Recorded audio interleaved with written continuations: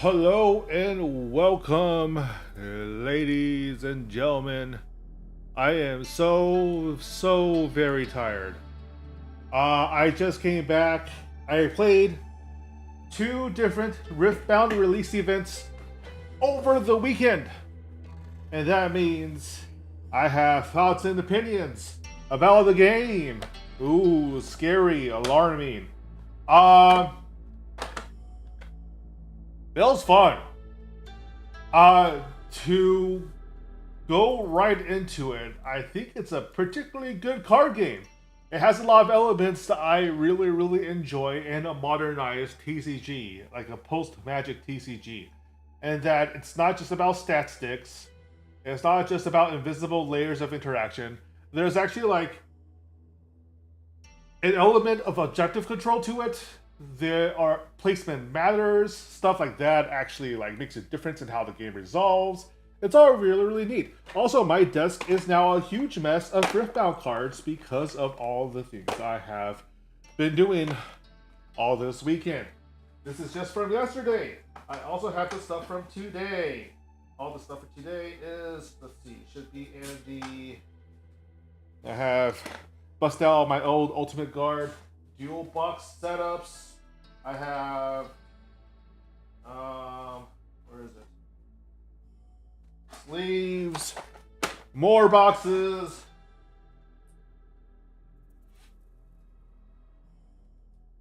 That's the battery. I think so. There's a front pocket of my messenger bag. Well, I know for a fact that I have two of the things in my front pocket of the messenger bag. Actually, from Paul Life, I picked up a couple of Akagi decks. Just to add to the collection. Leave this over there. I'm pretty sure I'm going to toss away my Alter cards, given that I don't plan to keep on playing that TCG. Not because I don't like Alter, but because the new paradigm for how Altered is being set up in the future doesn't look too promising to my eyes, and I can only focus on so many TCGs at once. Hololive because I'm a fan, and Riftbound because I am a goddamn nerd. Especially for League of Legends related stuff. I even be like I have a tumultuous history with Riot Games, but they are pretty goddamn foundational to a lot of the stuff I've experienced and done over the years. It's a little hard to avoid them entirely, and I'm getting to a point where I don't even bother at all. Anyhow, where was I? Right, as this suggests, I played a lot of Lee Sin. Only one of these is from the deck I actually played on Saturday. I did not win anything on that day because I got my ass thoroughly beat. It turns out that placement matters is particularly hard. I traded for an RA leader with my friend. I also have a Kaiser leader. The leaders by themselves, by the way, although they are shiny pieces of cardboard, are not worth anything. There may be like $1 each. Unlike in Hololive, it's actually really easy to crack a leader. And it's meant to be easy. Also, they're a leader for almost all over the place, so they're probably worth even less now. But they are very shiny, and of course, the money cards are where you get the alt art leaders, especially the alt art leaders with the signature. If I can get the Ari one, the Ari one is so hot. Ari one is so good. It's not even sleazy. It's not showing all that much skin. It's just really fucking well drawn. I really want it. It's going to cost me an arm and a leg if I try to go for it though. This is just the discard, but also has a bunch of shinies. Shinies I like. The shinies go to all the rarity levels, so it's whatever.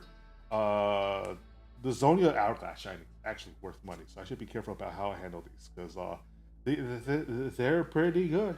They are pretty good. Clockwork Keeper's pretty damn nice, actually. Okay, so that's green. I'm sorry. Like, a lot of this is going to involve me mumbling semi-randomly. There's an ad break coming up on Twitch, by the way. Because, like, there is so much to consider. It's a brand new TCG. Blind Fury is interesting.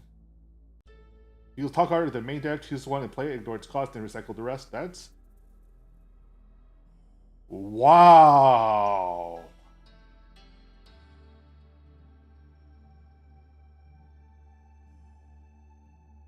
Oh, also got the alt art Volibear. You can just leave that up.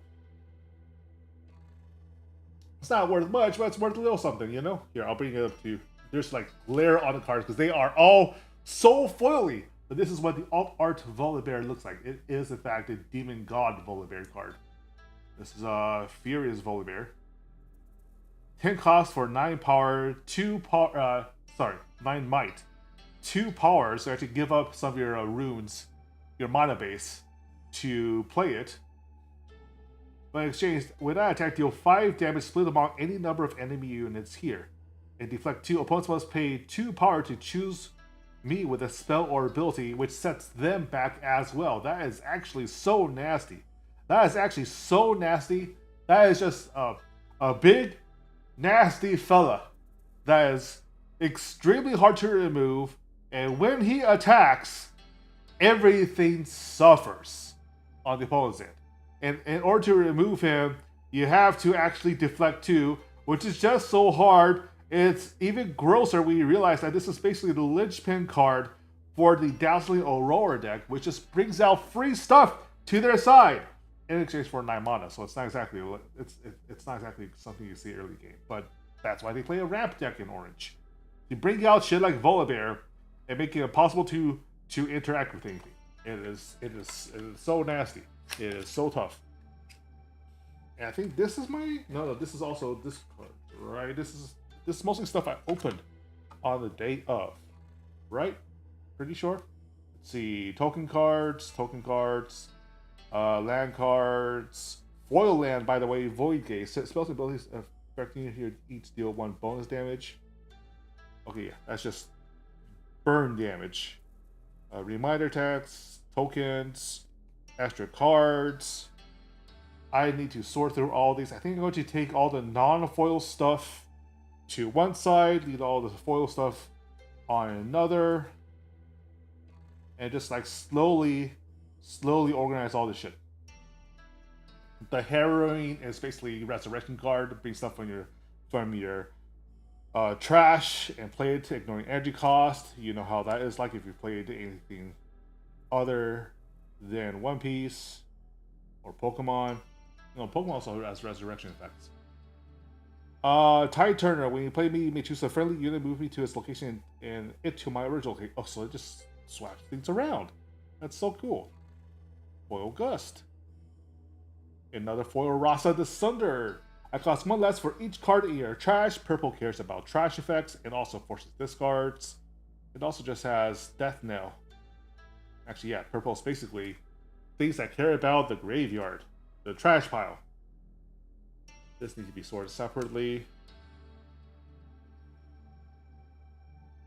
This can be handled separately as well. But yeah, Lee Sin is all about buffing your units, giving them a buff effect, and removing buffs for additional effects and stuff like that. Oh, I forgot. Totally forgot. I bought this one, which means I actually have a booster to open! Holy shit! Right. Every single one of the precons also comes with a booster to further modify your deck. It's basically encouraging people right out the gates to customize their decks and make it play a little differently, right? Even if you're a newbie.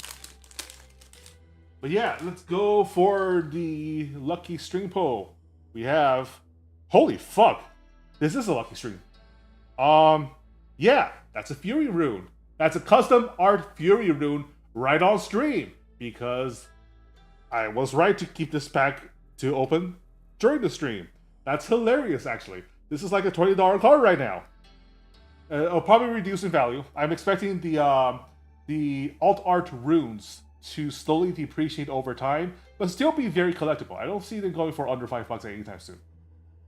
Yeah, basic commons, Ride the Wind, Petty Officer, Mobilize, Solari Chief, Horror Herder. This is the Draining Tree. The first time you choose a friendly unit with a spell here each turn, draw a card. So that means that you really want to play spells that buff your stuff. That is a Cleave. That is Albus Furls. And that is motherfucking Teemo.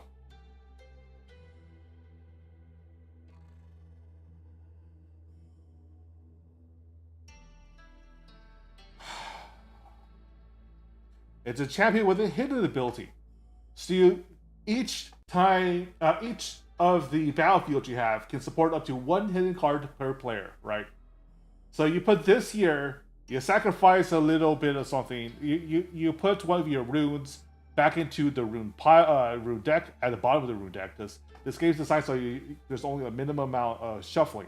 In fact, there are no tutor effects thus far. But you put it to the bottom of the rune pile, and then, as a reaction, you can play it for free. And what happens if you play Teemo? Well, Teemo becomes a 0-cost 4-might unit. And that is so annoying.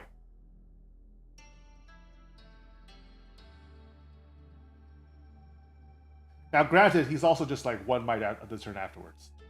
But 4 might for 0 power is, needless to say, a very, very good power ratio. Motherfucking Teemo. He's annoying in this game too. Huh.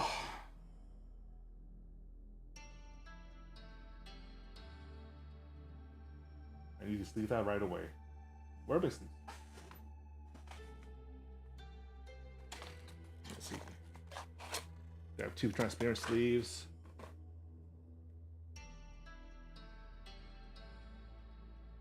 Fury Rune. Alt Art Volibear. Now, if you are familiar with Riot's products, you'll soon realize that although the art is tremendous because it was made by 6 More Vodka, an extremely, extremely talented art studio. But none of it's new. It's all either recycled from Legends of Runeterra or Wild Rift, or outright just reprints of the skin arts from in the game itself. Which I don't like. There are, well, no, I say none of it's new, but there actually is an exception. The overnumbers, the alternate versions of certain rare cards, do use unique art, and some of them are freaking amazing. Never seen that Riot doesn't have any taste in art or music, because they clearly have both. Even if their games can be a little questionable, although frankly, as much as we want to make fun of them for the games, they tend to be. Usually they're pretty well balanced. Valorant is hell to play though. I hate playing Valorant. But yeah, their games may be controversial, game design may be controversial, some of their staff may be controversial, but holy shit, do they have aesthetic taste and musical taste. And 6 More Vodka, I hope they continue to keep on making art for Riftbound, because I am very, very excited at the thought of them producing more Riftbound art. What else? We have... Right. Where is my actual Lee Sin deck? This is more cards. This is... over here. No, this is the stuff I just cracked open. Oh, maybe this... Oh, right. I did unsleeve it all because it was my friend's sleeves, and he reuses them for events. So let me go ahead and grab the stuff I actually got. Oh, this definitely needs to sleep. I definitely should not forget to sleeve this. Ori, baby! Alt Art Ori!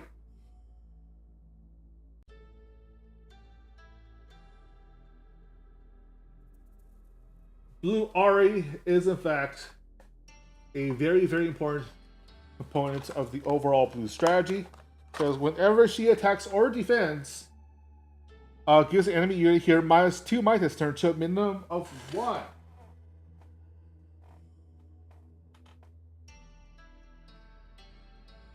If Lee Sin is the sort to buff people, Ori is a dedicated debuffing style, such that you'll take people out of certain, what's the word for it? Out of certain checkpoints? Thresholds, right? Some cards care about them being mighty, which is having 5 might or more. Some cards care about whether or not you're like at 3 health or such. Ori is very good at that. The only problem is that at only 3 might, she is a prime target for most of the removal in the game as well. So you have to be very, very careful about that. But hey, it's also just costs us 3 to commit to her into the field anyhow. So you know what? That's okay. That's okay, I think. Right.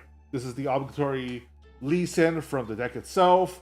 We got ourselves a shiny Navori Fighting Pit. When you hold here, buff a unit, which obviously Lee Sin really cares about buffing units. And he has a bunch of stuff that cares about being buffed. This is all comments. This is all comments. Catalyst of Aeons is probably one of the most important orange comments at the moment, as the strongest orange deck is an accelerator deck, which you want to get to the 9 rune threshold as soon as possible, and by doing so you can just start casting big stuff all the damn time. Cards.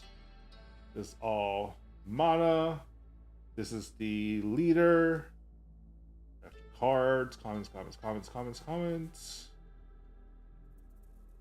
Udyr is a linchpin for the Lee Sin buff decks, as the more as you can spend his buffs to get extra effects, like in Udyr's stances in game, right?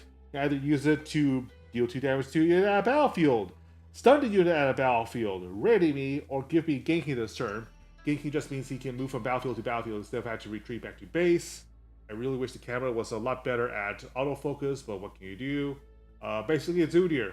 He's big. He costs a 6 to have 6 toughness, and whenever he gets a buff, he gets to do stuff.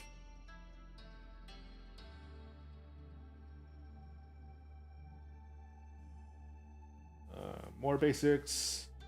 Mistfall. When you buff a friendly unit, you may pay 1 orange power and exhaust this to Radiate, so that whenever you buff stuff, it also just gains haste. That's really nice.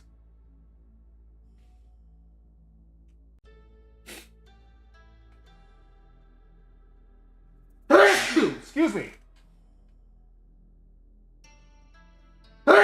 Wow. That's really annoying. Anyhow, and you sort these. This is all just energy, which I can deal with separately. And to sort all the foil stuff. Possibly put some up on listing if I don't have to play them. But Lee Sin was a little hard. Hold on. Okay. It's like the sneeze was like caught halfway through, but it didn't come out. Right. Hold on. I want to test something.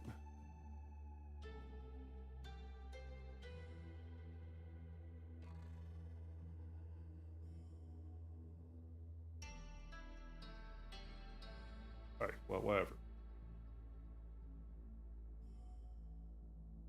Right. What was I talking about? Right. Lee Sin, I feel, has a lot of potential just because it's straightforward aggro deck, and Orange is really well calibrated towards aggro for, like, tempo-based strategies in particular. But because it's so tempo-focused, like green for acceleration, and I feel like I didn't put enough control cards in my Lee Sin deck, or at least I didn't see enough control cards that were particularly impacting. Whereas Victor has all the control that you could possibly want. For some reason, the best way to kill things is in yellow. I don't fully understand the color logic yet. At least, no, not fully understand. Understand is easy. Internalize is something else. Internalizing the color relations and what effects they imply has been particularly hard because some of it does differ from Magic. And because it differs from Magic, it's really hard to remember them.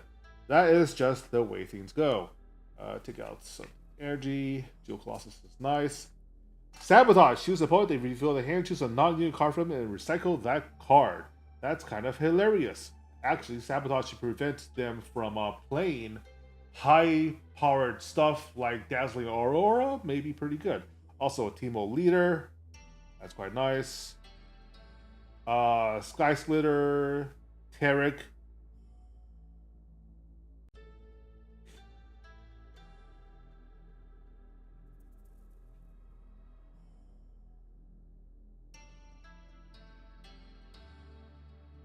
Another Teemo here. I didn't even realize I drew him. Promising future. Each player looks at the top 5 cards of their main deck, choose one, they recycle the rest. Starting with the next player, each player plays those cards ignoring energy cost. I don't like that one too much. It's definitely not the Time Winder effect that I'm looking for when playing. The Victor deck, and in comparison to the Lee Sin deck, feels more like a complete strategy. You have control elements, you have ways to generate tokens, you have ways to pump the tokens you've generated, which of course is extremely, extremely effective.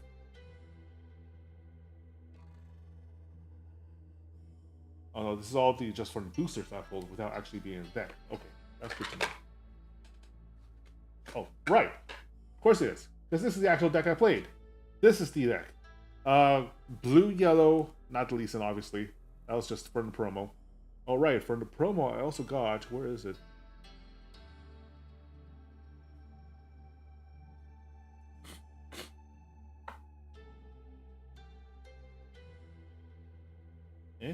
Where'd it go? Oh, right, I sleeved it. Right, this was the promo. The promo was actually a Victor with the origin symbol passer on.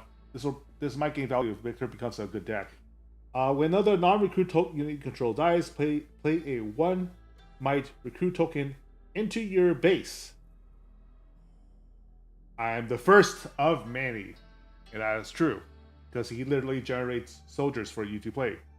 Now they do. If there is one thing I don't particularly like, is that they do use some of the more questionable choices from Arcane, like the Victor design. Good thing we don't see a Warwick yet. That would have been a little tough to deal with. But yeah, Victor. But yeah, like yellow effects include Ko the Weak. Each player kills one of their units. And what do you care if you sacrifice units? You've been generating tokens all day. Smoke Screen is actually one of the best blue cards in that it gives -4 to one target. It can be done as a 2 mana 1 power reaction, which actually is a little bit more on the expensive side because you don't want to use too much power cards at once. But -4 is very, very potent and interacts with a lot of other cards by bringing them under that 5 might threshold. Leona's my girl, but she's not too good in this game yet. Eager Apprentice, Stupefy, Noxian Drummer. Noxian Drummer is really, really good for aggro plays. The Donger gets to basically copy any tap effect. And by doing this, obviously, if you have tap to generate the token, or tap to give -1/-1, having the Donger do it for free is really nice. Grand Stratagem is the actual reason why I keep on losing with Lee Sin. Because the ability to give +5 give to all friendly units this turn, we are token generating deck, is obviously a win condition. Now, granted, if you can't keep those tokens on field, then it's kind of useless. Hidden Blade is also really freaking good, because you can technically play Hidden Blade for 0 instead of the 2 casting cost with a power. In fact, if you're going to play Hidden Blade at all, you might, well, here's the thing, right? As actually, you can play on your turn in the showdown, so playing your showdowns when it's your priority without having to react to anything else is important. It is still a little slower end. It's like halfway between sorcery instant, and that you can play it on the opponent's turn, but you cannot play it in reaction to anything. So the priority has to be actively passed to you, and it can't be done in response to anything. It's a little interesting. But there are basically 2 ways to play it, right? You got to play it the hard cost for 2 with the power loss in order to kill any unit on battlefield its controller draws 2, or you prime it to a location as a hidden effect, and then you can kill anything and then that, well, it has to be a battlefield you control, right?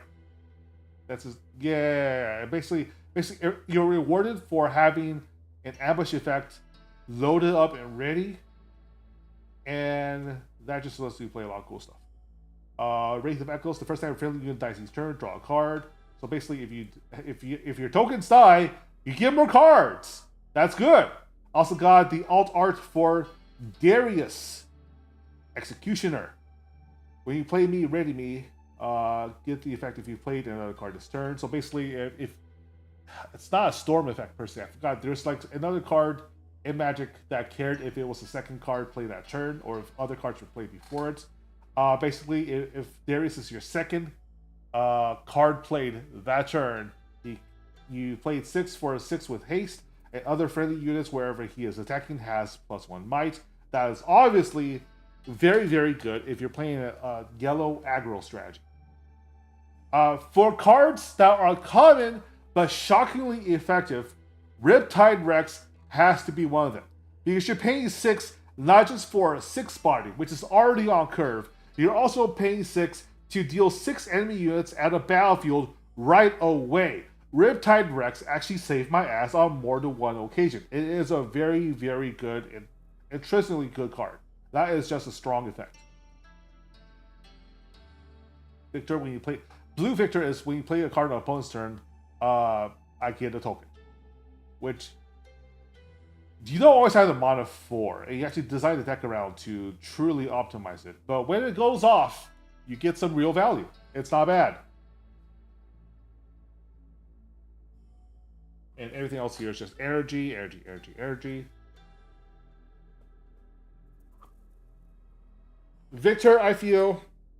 So there are some criticisms about Victor's pre-con version, and that he is basically living two different strategies, right? He either cares about sacrificing tokens for net positive effects, or he cares about generating tokens as much as possible to care about like giving, like, generating the token storm and buffing them, which is like they fall under the same category stuff, but they're also not like necessarily the most complementary, because if you're sacrificing tokens, then you give up your ability to play certain spells, right? So don't want to do that too much. But the fact that you can to get some strategically interesting effect is intrinsically interesting. It means that he has some flexibility. He can be played basically two different ways if you do optimize the deck to focus on one or the other strategy, which is quite nice. Are these all commons and no foils? Is that what I'm seeing?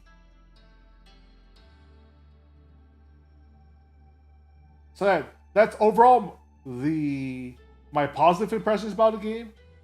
The cards are designed nicely. The combat effects are quite nice. Did I forget to put Fallen Comet? Oh no, this was from oh shit, maybe I did. Yeah, if you play blue, play Fallen Comet.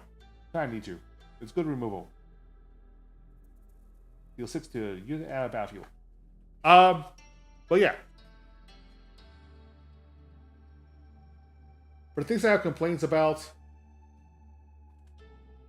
the sealed deck format they used for the release event has some intrinsic issues, right? You are tied to that champion's colors, and you are still bound by the deck making restrictions of the game.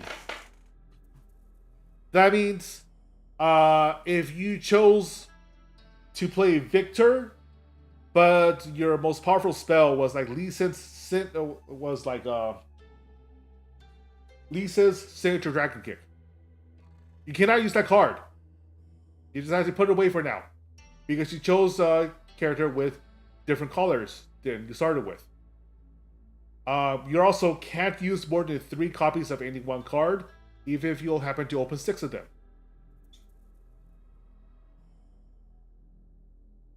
And that took some of the enjoyment out of the pre-con experience, knowing that some of the most interesting cards I did pull aren't accessible to begin to play them right there and then. I kind of feel that either I kind of feel that if they're going to do a sealed deck format, there is an argument to be made to replace one of the 3 boosters you get with a custom pool specific for that hero. Do they need to be particularly rare cards? Maybe like 1 card in there is a higher rarity than the commons that you're putting in. Or maybe like 2 or 3, depending on how you. Maybe you just do like a customized booster with the same like rarity spread and same difficulty against certain rarities. so that you're not just filling the pool with certain things. But as it is right now, I would say that I really miss the One Piece format where, well, no, I would say really miss it because I have complaints about that too. That one just like has you like take out the cards that you've cracked open and mash them together in a deck. That's actually no fun either.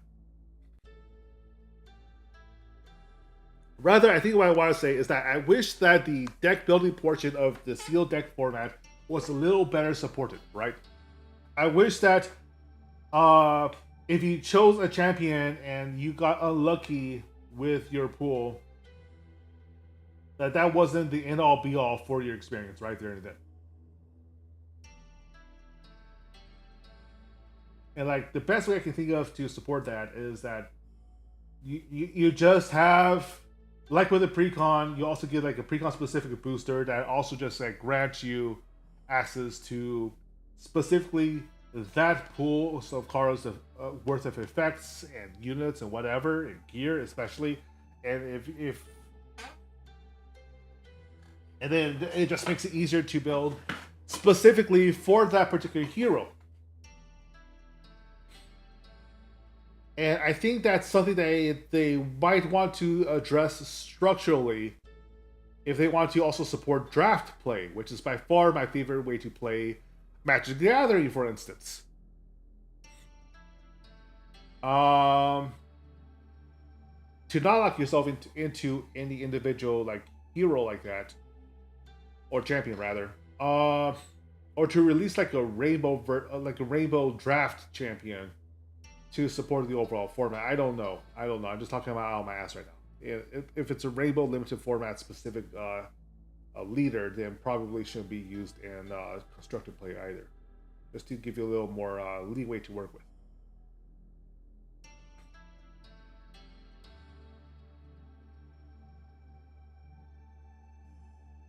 What else do I have? We said, did I already go through these? Hold on, give me a second. So much progress on it. Oh my god. Okay, let me see. The majority of these are probably just going to be bulk, right?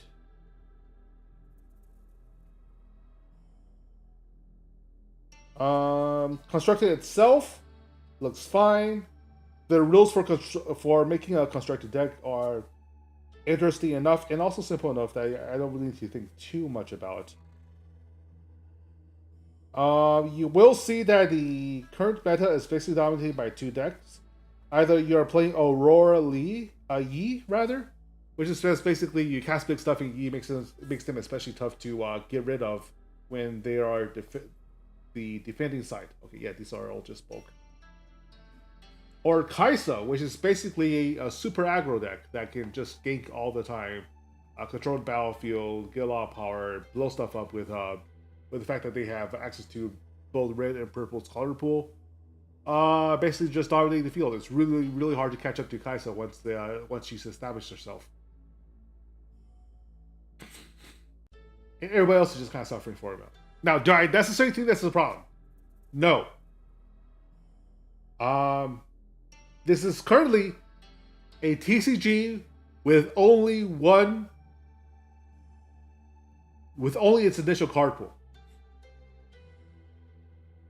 That tells us nothing about how it's going to be competitive in the long term, or how its state of balance is. Because the state of balance has to deal with a much wider card pool in the first place. You have to generally, I would say that it's not safe to consider the overall viability of a game until it's about 3 sets in.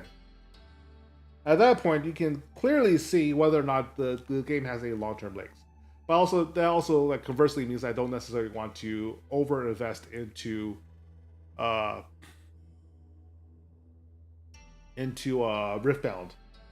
until we have an overall better sense of what its future is going to be like. But I'm not pessimistic at all. The interest in the game is extremely high. The design of its play structure is something that resonates with me very, very well. My friend says that he still thinks that Altered still has the better two-lane dynamic. I cannot fault him for saying so. In fact, it might be that I agree. I think if you're looking for exploration into the two-lane dynamic and some of the card advantage differentiations from Altered is also really, really, really interesting and something that has not been explored by other TCGs. The only problem is that Altered chose a product structure that has some shades of NFTs, and that grosses people out. Their unique system has generally been more trouble than it's worth, if we're going to be quite honest. The power skew between a junk unique and a tournament winning unique is so damn high. It's also something that you can't play or test or strategize around because everybody, by definition, is going to have a different set of 3 uniques.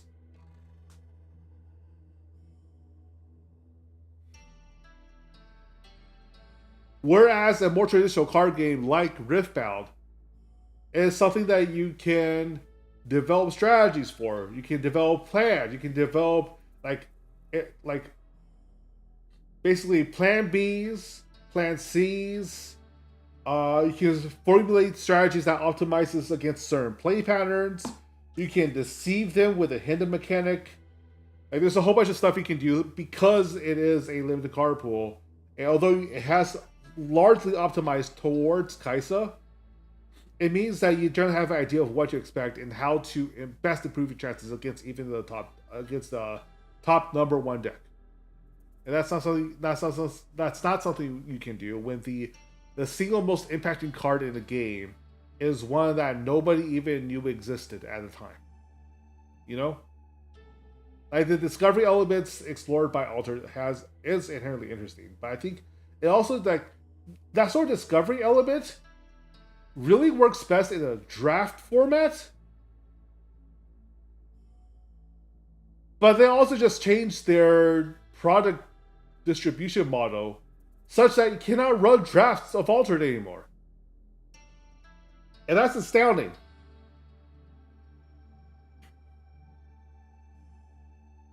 I don't know. It's a little disappointing. Because I really like that game.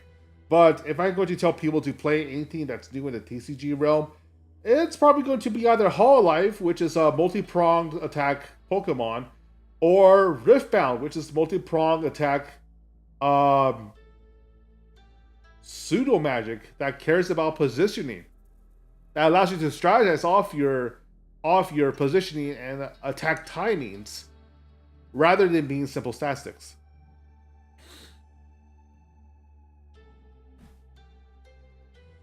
Let me see.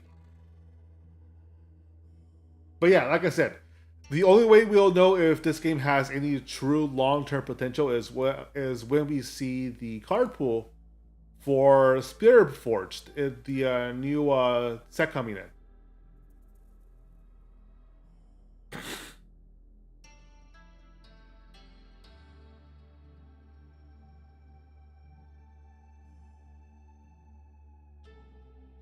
And I do have some potential long-term content plans for this game as well, to be quite honest. It's interesting enough for me. I've been long looking for something with even a shadow of Netrunner's complexity, right? Because sure, Netrunner technically is still alive because of community support, but there's been a lot of dramas in the Netrunner community lately that's made it like a little bittersweet about trying to look into its card pool again. And quite frankly, some of the card pool designs leave me wondering if running a card game purely based off communal love might be giving some people a little bit more, but it might be having them bite off more than they can chew, right? Between distribution, between design, between keeping everybody happy, between keeping the politics minimized. When it's a top-down design like in standard corporate TCGs, then there's not much to discuss. It's like the community will just have to petition the designers to do certain things, and the designer can still say, no, we know better. And oftentimes might. Because they have the data to back it up. And not just the politics of which big name influencer in a space or even like micro influencer in a community is able to be loud enough to enact certain changes through sheer force of will and charisma. Not that that's completely impossible in a corporatized top-down context, but barriers to certain actions are both a detriment and a positive thing at times, depending on the dramas that play out.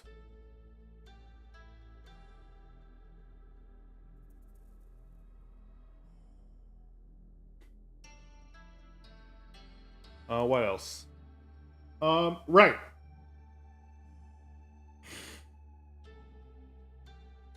Other than the structural deficits and what I find to be structural deficits in the sealed deck format, the constructed format also makes me feel like there are going to be a few bumps along the road. There isn't anything quite as groundbreaking as we previously seen in Altered, where they can basically have infinite loops with a couple of common cards and they just go off. Well, not even common cards. There has to be infinite loops with either the rares or the uniques of a certain character, as long as they have certain keywords that allows them to basically one card storm off with a billion tokens. And sure, technically nothing in Altered is permanent, so in 2 or 3 turns it will go away if you're lucky. But there's also a lot of ways in Altered to cheat that rule, right? It's still under the Richard Garfield school of design, where what's printed in the card supersedes anything in the formal rulebook, unless it outright breaks the game in certain ways.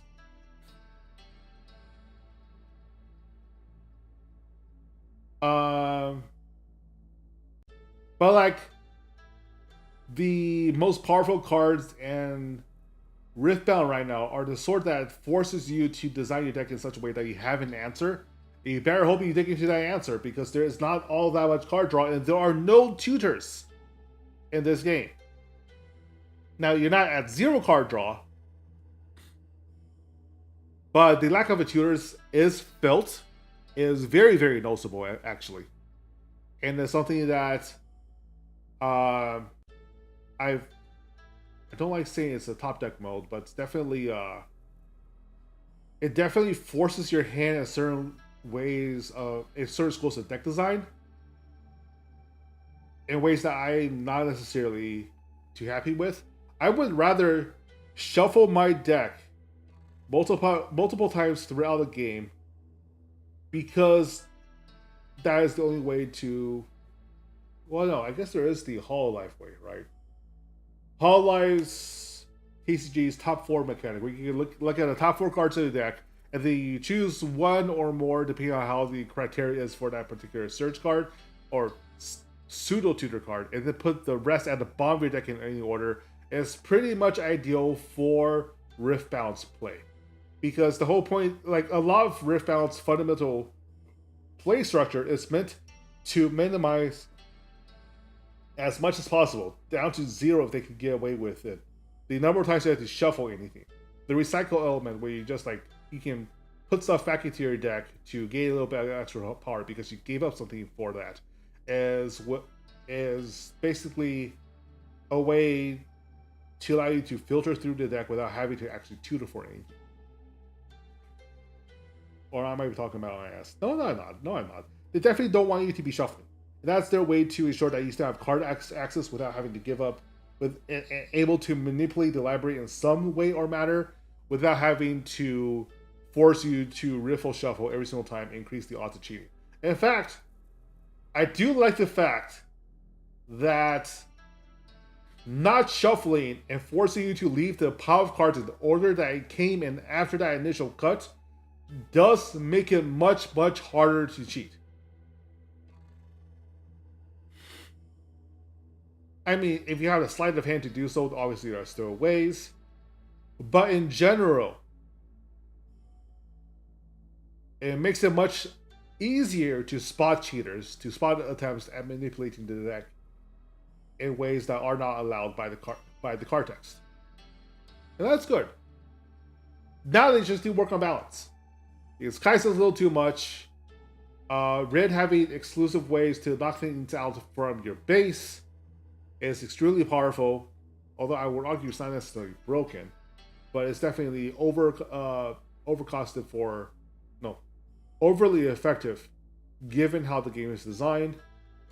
Ganking is such a critical keyword,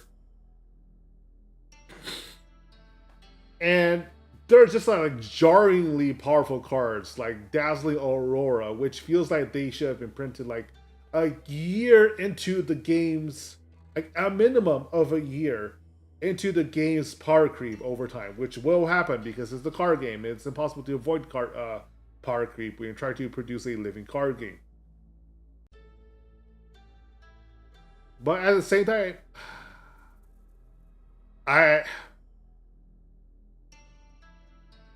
the positioning matters mechanic, and the way that some kill spells are much more powerful than others. Oh, it's complicated. I want to say that the way that the game interacts with its own cards makes it so that even the most powerful effects is something you can deal with. But as it is, if you don't have if your deck isn't designed main board from the start without a sideboard with ways to interact with Dazzling Aurora, yeah, might be in trouble. Because it's not by far the only way to get big stuff out. It's just that if you leave it alone, you will die. But yeah, now it's time to ramble, because I'm really tired. I'm super sleepy from doing anything today, and from the clock change as well, and I'm especially low on caffeine. So that'll be all for now. I will put up...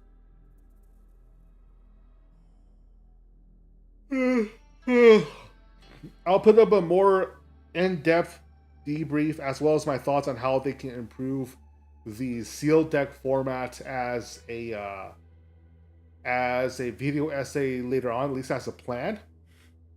And I do plan to do more Riftbound content in general in the future, possibly in collabs and maybe even a podcast format. I have to talk to my friend about that. We do want to get into this content-wise on the ground floor, so now is the perfect time to strike, so to speak. But he's very busy, I'm very unemployed, and because I'm very unemployed, my number one duty is to get a fucking job. But yeah, do expect more Riftbound content coming from me in the future, and hopefully it will have a lot more luck in keeping this audience than Alter did, and we will have a much healthier competitive scene after Spirit Forge. Now, Spirit Forge does plan to include a lot more of the literally hundreds of champions that League of Legends boasts. I'm especially interested in the fact that Irelia might be coming to the game. If it's not Leona getting supported, I at least want my girl Irelia to get represented. I like my badass woman with swords. So yeah, that's all for now. Thank you for watching. If you're watching this from the YouTube VOD, please remember to subscribe, hit the alert for future content. I will, of course, be doing a lot more TSKO content as well, because I'm a fighting game nut.